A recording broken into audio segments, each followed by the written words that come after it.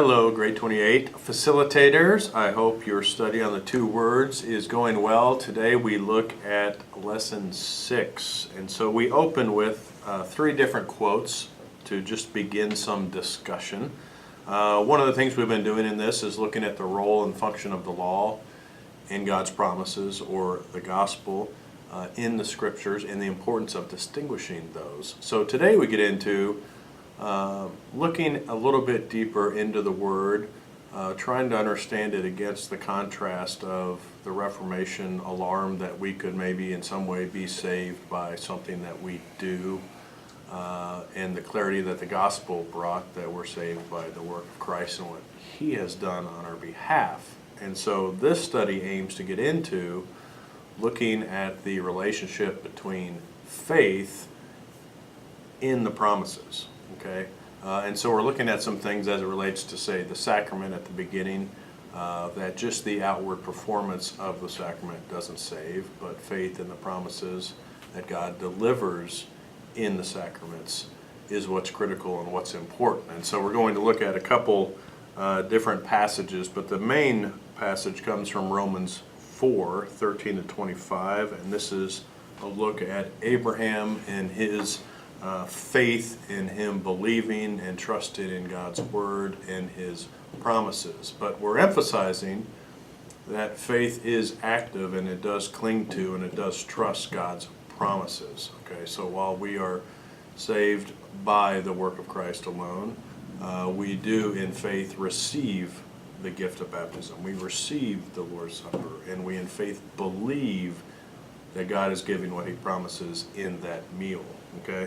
So, as you move through that first passage in Romans 4, you'll be asked to look at a total of 5 verses more closely. Verse 16, we look at faith according to verse 16. You must believe means you must accept what is offered to you. And accepting a gift is not a work through which you earn the gift. And so you're going to be encouraged to say, so what is it then? And it would be a receiving of that gift. So in other words, think of, right, if you came to a beggar who needed food and you decided to drop food or to put food in his hand, and he moves his hands and lets it fall to the ground and doesn't pick it up, well then he's robbed of the gift because he didn't receive it. Okay?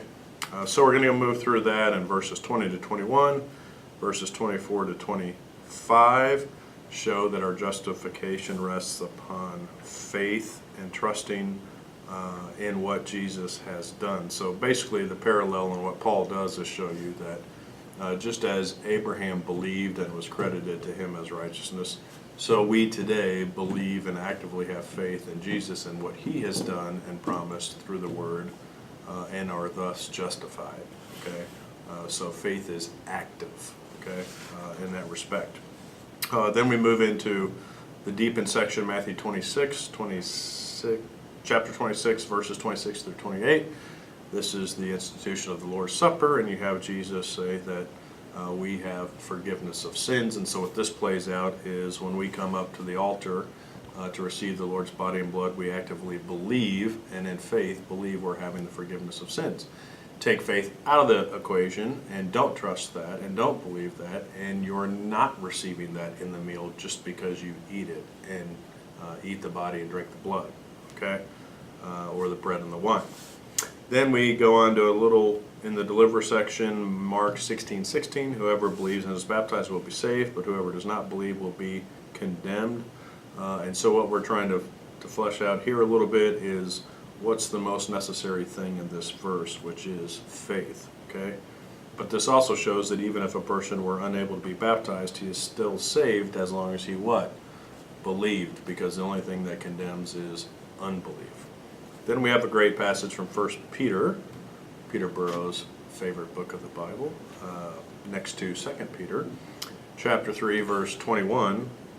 Baptism, which corresponds to this, now saves you, not the removal of filth of the flesh, but the pledge of a good conscience toward God through the resurrection of Jesus Christ. So, what is faith trusting in as it relates to baptism? So faith is trusting to what God delivered and does in baptism.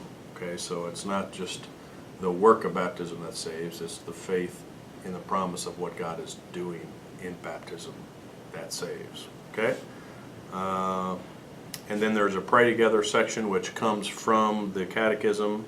And I like this because I've italicized some things that emphasize something that we often forget when we talk about baptism. Sometimes we get very exclusionary and separate faith for some reason from the gift of baptism, what God's doing. Here we see how in this explanation that the Lord forgives sins, rescues from death and the devil, and gives eternal salvation to all who believe this, as the word and the promises of God declare. So again, kind of as a summary, we're looking at faith, trusting and clinging to the word and the promise, and that being the significant thing. Okay? And looking at faith not necessarily as a work, but as actively receiving that which God gives out.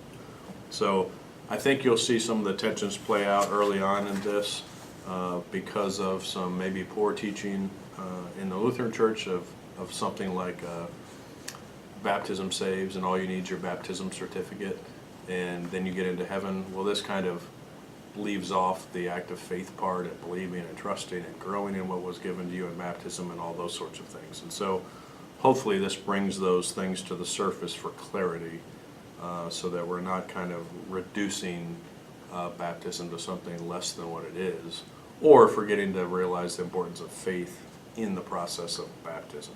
Okay?